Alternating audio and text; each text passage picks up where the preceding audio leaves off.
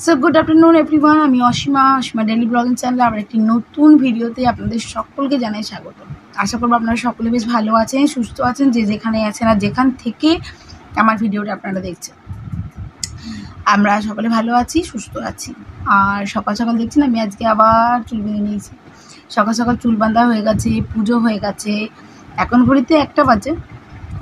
তো আজকে রান্না বলতে তেমন কিছুই হয়নি, তবু যেটুকু হয়েছে সেটা আপনার সঙ্গে তো অবশ্যই আমি শেয়ার করব। তো একটা ছোট্ট করে মিনি ব্লগ আমি আপনার সঙ্গে আজকে শেয়ার করব। আর কালকে যেহেতু এখন গরমটা প্রচণ্ড পড়েছে, তাই আজকে ভাতে জল দিয়ে ঠান্ডা ভাত আমি খাবো না। আজকে মিঠি বাবা খাবে, একজন লোক এসছে, মানে একটা কাজ করছে, ওটা হয়ে গেলে ওকে দেবো। আর মায়ের খাওয়া হয়ে গেছে, মা আবার পেঁয়াজি ভেজে খেয়েছে, পেঁয়াজি ভেজে ঠান্ডা ভাতে আচার টাচার দিয়ে খেয়েছে। আর মিঠি বাবাকে একটু আলু মেখে দেবো, ও পেঁয়াজি বড়া মা রেখে দিয়েছে, খাবে। ঠান্ডা ভাত আর একটু ছাতু মেখে দিতে হবে। ও আবার ছাতু মাখাটা আচারের তেল দিয়ে খুব ভালোবাসে। আর যেহেতু মিঠি আর আমি, তার জন্য একটুখানি সেদ্ধ ভাত করে নেবো। এখন আলু সেদ্ধ আর ঢেঁড়স সেদ্ধ, এই দুটোই সেদ্ধ হয়ে গেছে। আর একটু ডাল সেদ্ধ করবো, তা দিয়ে আমাদের মা বেটির ভাত খাওয়া হয়ে যাবে। তো মোটামুটি পেটে ঠান্ডা রাখার জন্য এখন আমরা এই খাচ্ছি, না মাছ না মাংস না ডিম। ইচ্ছা ছিল আজকে মিঠি বাবার একটু মাংস খাওয়ার, আমি একটু বলে দেখলাম, বিরে কি বলে, সঙ্গে সঙ্গে বলছে হ্যাঁ নিয়ে আসি। না আমার পেট তো আমার ভালো নেই, আর মিঠি মাংস খেতে চায় না। মা বলে আমি মাংস খাবো না, ভালো লাগে না। তো খেতে খালি মিঠি বাবা, ওর একার জন্য মাংস। আর যা তো গরম দেখতে পাচ্ছ বন্ধুরা, এটা হলো আমাদের ঠান্ডা ভাতের প্রিপারেশন চলছে। এবারে দেবো একটুখানি আচার, তারপর দিয়েছি আলু ভাতে ছাতু মাখা, আর এটা পেঁয়াজ বড়া। এবার একটু তেল দেবো, এই যে আচারের তেল দিয়ে দিলাম, উপর থেকে একটু নুন দেবো।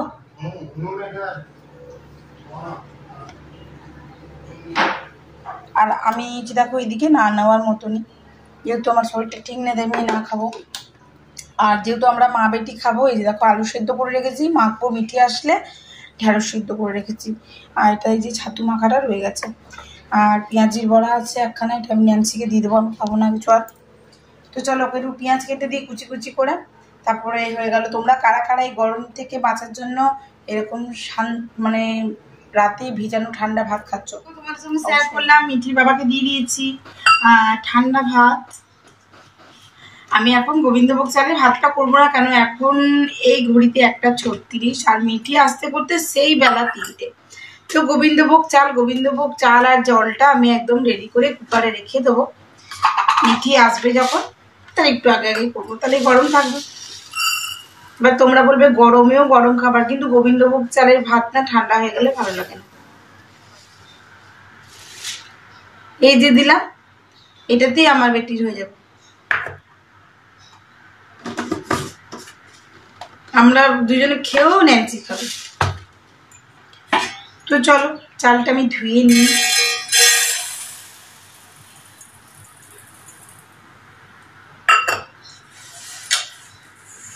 ভালো করে ধুয়ে নিই, তারপরে বসিয়ে ফেলি, মানে রেডি করে রাখবো আর কি, এখন করবো না।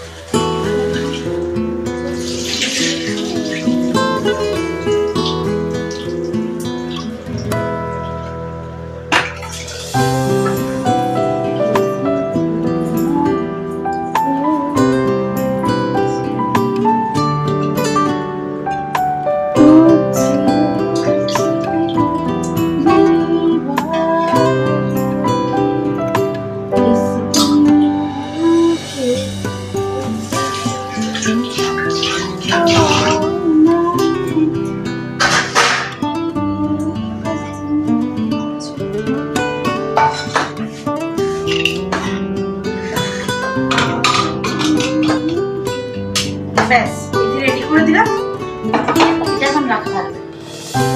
এটা বসাবো ওই আড়াইটে যখন বাজবে তখন আর করতে করতে মিঠি আসার টাইমটাও হয়ে যাবে। তো আমি এবার দইটা বার করে দিচ্ছি, লস্যি করে দেবো। বাকিটা তোমাদের সঙ্গে সবটা শেয়ার করলাম, বাকিটা যখন মিঠি আসবে কি কি করলাম তখনও একবার দেখিয়ে দেবো। তাহলে এখন বিদায় নিই, আবার তখন দেখা হচ্ছে তোমাদের সঙ্গে। আচ্ছা, যদি আমার নতুন কেউ ভিডিও দেখছো সো প্লিজ আমাকে একটু সাপোর্ট করো, আর আমিও তোমাদেরকে সাপোর্ট করবো। যদি নতুন হয়ে থাকো তো আমাকে একটু প্লিজ কমেন্ট বক্সে কমেন্ট করে লিখো, আমিও তাকে সাপোর্ট করতে থাকবো, তাই না? চলে এসছে মিঠি স্কুল থেকে। এই দেখুন মিঠির জন্য ঘি গরম করে দিয়েছি। ওটা আমার ঘিটা আমি এটা বেড়ে এই যে দেখুন মিঠিকে পাতেও আমি ঘি দিয়ে দিয়েছি, ঢেঁড়স ভাতে, আলু ভাতে। আর মিঠির আলু ভাতে কিছু নেই, শুধু নুন, কেন আবার লঙ্কা দিয়ে খেতে পারে না। আর এই যে আমার ভাত, আলু ভাতে, ঢেঁড়স ভাতে। তো চলুন দুপুরে আহারটি করে নিই। আচ্ছা 1 মিনিট, ঘড়িটা আপনাদেরকে একটু দেখিয়ে দিই। এখন ঘড়িতে বাজলো 4টে বাজতে 15 মিনিট বাকি, আমি দুপুরে লাঞ্চ করছি।